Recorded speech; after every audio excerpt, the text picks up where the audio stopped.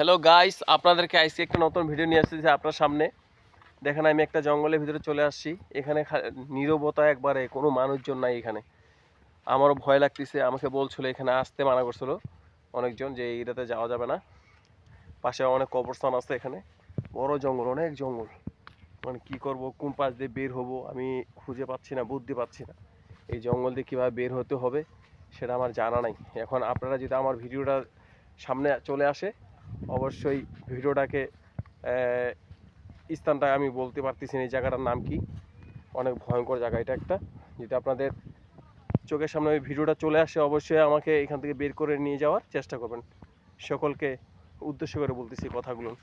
আসসালামু আলাইকুম। খুব ভয়ঙ্কর জঙ্গল এটা, খুবই শব্দ, বড় বড় শিয়াল, সাপ, ব্যাঙ, তারপরে আপনার হচ্ছে বড় জঙ্গল, রয়্যাল বেঙ্গল টাইগার।